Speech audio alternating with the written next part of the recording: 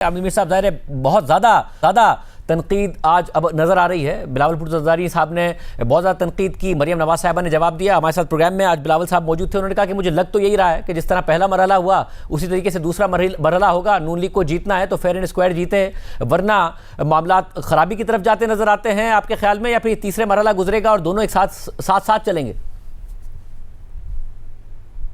देखें, बिलावल साहब ने मुस्लिम लीग नून पे धांधली के इल्जाम लगाए हैं। मुस्लिम लीग नून जो है वो कह रही है जी आज़ाद कश्मीर में हुकूमत तो पीपल्स पार्टी की है, तो वो उनके पटवारियों पर इल्ज़ाम लगा रहे हैं, उनकी जो एडमिनिस्ट्रेशन है उस पर इल्ज़ाम लगा रहे हैं धांधली के।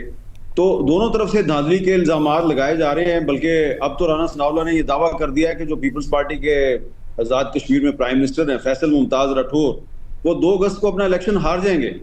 तो अब देखें, एक तरफ बिलावल और मरियम साहबा एक दूसरे पे तनकीद कर रहे हैं, तो दूसरी तरफ मेरे जैसा जो गुस्ताख आदमी है वो सोचता है कि यार ये बलूचिस्तान में तो दोनों इकट्ठे हैं, बलूचिस्तान में तो इनकी मखलूत हुकूमत है और मरकज़ में भी शहबाज शरीफ साहब जो हैं वो पीपल्स पार्टी के वोटों से प्राइम मिनिस्टर है और मुस्लिम लीग नून के वोटों से आसिफ जरदारी साहब जो हैं वो सदर पाकिस्तान हैं। तो इसलिए लगता यही है कि माजी में इन दोनों को जब पीडीएम में इकट्ठा किया था तो वो इमरान खान ने इकट्ठा किया था, उसकी मुखालफत में ये इकट्ठे थे। और आइंदा भी ये दोनों जो हैं इनको एक दूसरे से जुदा होना काफ़ी महंगा पड़ सकता है, इसलिए ये इकट्ठे ही रहेंगे और उसकी बुनियादी वजह भी इमरान खान ही होगा। और आज़ाद कश्मीर में भी, क्योंकि हमें गिलगित बल्तिस्तान में भी ज़ाहिर कैंपेन अग्रेसिव हुई। नून लीग तो ये कह रही है कि जी आप वहाँ जीत गए, हमने आपको मुबारकबाद दी, हुकूमत आपने बनाई, तो ये आगे भी अलायंस की सूरत में ही आगे बढ़ जाएंगे, या शिकायतें कुछ ज़्यादा बढ़ रही हैं पीपल्स पार्टी की और वो कोई दूसरे रास्ते की तरफ, या फिर कम अज़ कम नून लीग को बहुत ज़्यादा कंसेशंस देना पड़ेंगी?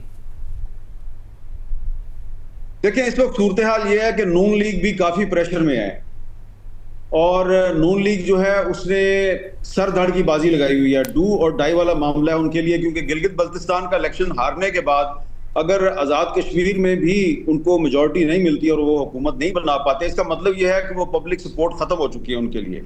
इसलिए उन्होंने भी पूरा जोर लगाया हुआ। बिलावल साहब जो है वो साबित करना चाहते हैं कि वो भी एक प्राइम मिनिस्टर के कैंडिडेट हैं। तो इस वक्त लड़ाई मरियम नवाज और बिलावल साहब के दरमियान आज़ाद कश्मीर पर नहीं है, लड़ाई उनकी पाकिस्तान के वजीर आज़म बनने पे है। और शहबाज शरीफ साहब जो हैं उनको पता है कि अब अगला इलेक्शन जो है वो उनकी जो भतीजी है उसने लड़ना है वजीर आज़म के उम्मीदवार के तौर पे। तो उनकी अपनी जो प्राइम मिनिस्टरशिप है वो भी इन क्वेश्चन है, क्योंकि उनकी गवर्नेंस के बारे में बहुत से सवालात उठाए जा रहे हैं। पीपल्स पार्टी की गवर्नेंस के बारे में भी सवालात उठाए जा रहे हैं। अब देखिए ना, 26वीं आईनी तरमीम और 27वीं आईनी तरमीम तो इन दोनों ने मिलकर की, दोनों ही उसके बेनिफिशियरी हैं। बलूचिस्तान में अभी तक ये इकट्ठे हैं, मरकज में ये दोनों इकट्ठे हैं, तो इनका फिलहाल जो है वो जुदा होना मुश्किल है। प्रॉब्लम होगी कि जब कुछ दिनों के बाद 28वीं और 29वीं और 30वीं आईनी तरमीम आएगी और उसमें भी फायदा मुस्लिम लीग नून उठाने की कोशिश करेगी, तो तब जो है बिलावल साहब को कोई फैसला करना पड़ेगा। तो इसलिए मुझे लगता है कि आज़ाद कश्मीर में जो इलेक्शन में एक दूसरे के आमने सामने ये आए हुए हैं, ये दरअसल आज़ाद कश्मीर के अवाम की मुफाद की लड़ाई नहीं है, ना इससे आज़ाद कश्मीर के हालात कुछ मुझे बेहतर होने का इम्कान नजर आता है। लड़ाई इनकी जो है वो पाकिस्तान में है और आने वाली जो 3-4 आईनी तरामीम है उसकी वजह से इनकी लड़ाई बढ़ सकती है। लेकिन इन दोनों का जो जाती मुफाद है और सियासी मुफाद है फिलहाल वो यही है कि दोनों इकट्ठे रहें। अगर दोनों इकट्ठे नहीं रहेंगे तो फिर दोनों को बहुत नुकसान होगा।